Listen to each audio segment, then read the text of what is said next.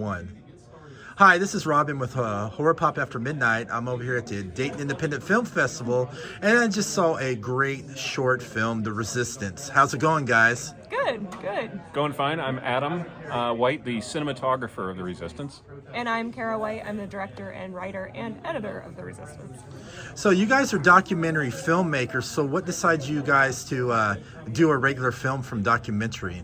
I would say most of our documentaries have a narrative flavor already, and I think we're narrative filmmakers at heart with a lot of it. Yeah, I think the goal is that we would do narrative, but we don't have the budget to do narrative. So we do documentary about the stories we want to do, which are mostly from history. So. Yeah, after the movies and all that, you're talking about you're like really big in World War II. So what got you to do this resistance from, like studying and loving World War II? Long story short, my grandfather was in World War II, and him and I were best friends, and he's also the one who got me into films. He taped everything on all the movie channels, and we watched Turner Classic together. Like, I learned everything about movies from my grandfather. So that got me into this subject, and then I met him, and he had already made two documentaries about World War II aviation, which is a never-ending subject matter for us to be able to mine. You said earlier this evening that so many stories can come out of World War II, and any subgenre has that. I just happen to be making documentaries about World War II aircraft and the people who restore them, and then it just kind of grows from there. When people say, "Oh, you like that? Let me tell you another story about this," and then we're off and running. Yeah, and then so when we did this story, it was Tri-C contacted me about directing for their program at their school, and I was reading a book about the women from World War II who were spies, and I was like, this is a great story, especially for a short. Gives you a nice little beginning, middle, and end that you can tell in 10 minutes. So. And there's a certain tight parameters associated with that. We can't go showing the advance of the troops after D-Day, but we can, in 3 days, which was part of our parameter, that we can show the quiet, have the quiet moments and the tense moments of people trying to get by during that time. The majority of people in France and occupied countries, that was their life all the time, just tension, and you have no idea when something bad is going to happen. Yeah, how do I live until whenever this may be over? Yeah, I loved it. I loved the Western vibe, and it kind of reminded me of like a little mini Tarantino film without the bloody violence. Yeah, A lot of it was the way, you wrote from history, but then the way that you were directing the actors and the way you cast it was to center around those tense, quiet moments. Yeah, and I always think of all of that as a horror movie. Any of those stories you hear, like, this is absolutely what horror is. That just being afraid for your life at every moment, and you can't run anywhere. There is literally no escape because you can't get out of the country. The Man I Married? Oh yeah, that's a great one. Yeah. Everybody? The Man I Married. Look that film like up, and it is film. a horror movie of some... 1939? Yeah, 39, before it really got going here, and an American woman falls in love with a guy who had German ancestry, and then they go to Germany, and he's like, oh, my husband-to-be is thinking of being a monster. And it she kind has of goes to from there. escape. It's interesting. It's it's all get out, particularly so because the audience is back here. We're kind of like, it's not that bad, is it? We don't want to get into a war, and then they show that movie and like, whoa. Oh, it was pretty bad. Yeah, but definitely Tarantino was an influence on this film.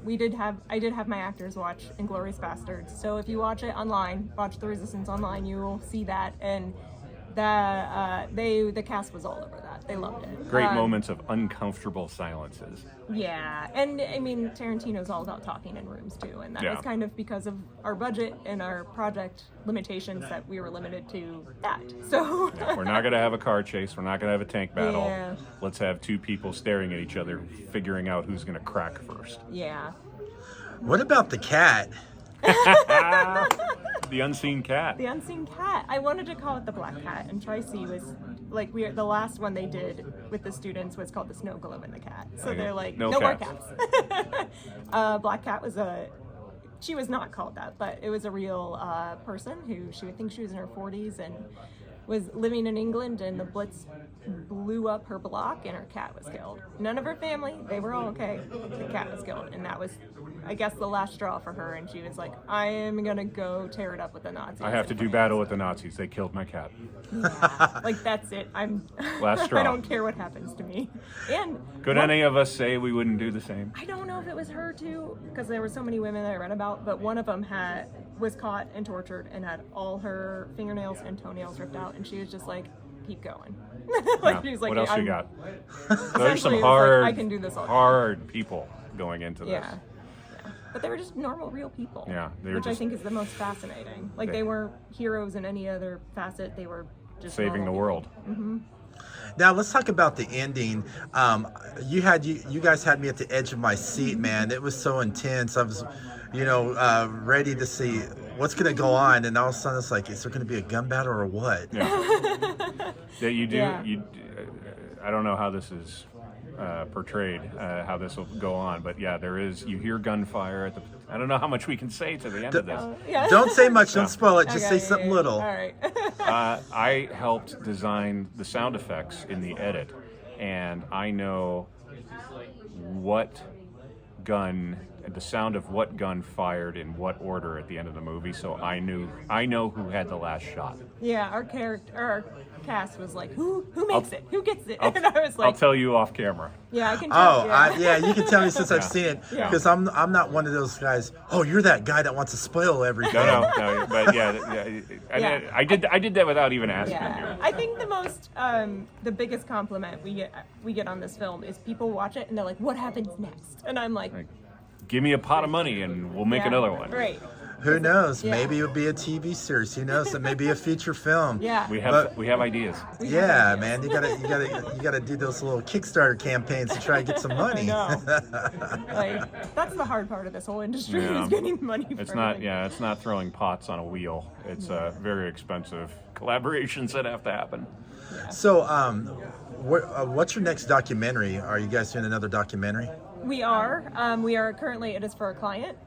It is about a medical missionary who went to China in 1908 and gets caught up in a revolution. So it's the change of the end of the Chinese Empire, and he works for the Red Cross. It's super fascinating. It's all his letters and photos, which is completely out of bounds of the other stuff we do, but it's Yes. still history. So, And we just finished up.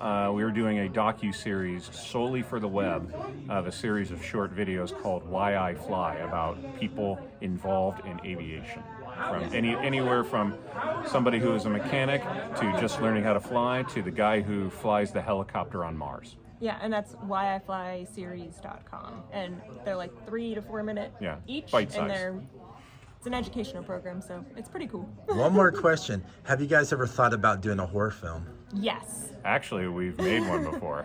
Do tell. yeah. What's this horror film? Our very first short together was a horror film. For the 48-hour film festival up in Cleveland, that we did one called "Bitch, Get Out of the Bathroom," and we did horror not by choice, but as 48-hour film festivals go, we drew that out of the bucket. So, along with what the line was and all that. It was so much fun, and I do have a whole script written in my head for the sequel to that, which I am eagerly hoping that somebody will shoot it for me. I need to definitely find this short. Yeah. You had me at bitch. When you get nominated for about 7 or 8 awards for it, they have to say that title 7 or 8 times, which is the best part of it all. That was they're like, all right. they're And gonna for have to best say this a lot. cinematography, bitch, get out of the bathroom. You got me at that. I definitely got to find this and watch this, man. I like weird stuff like that because I got to blame Joe Bob Briggs. Right. Gotcha. He's the one that made me twisted in the head. Nice. So where can everybody find you on social media and also check out The Resistance? We have a website, hemlockfilms.com, and The Resistance is actually on that, on our web site. And then you can go to Hemlock Films on It has Instagram, the links to Facebook, all our Twitter, socials all that. on Yeah. yeah. All right. Thank you so much, you guys. Certainly. Yeah, Thanks for absolutely. having Thank us. you. Yeah.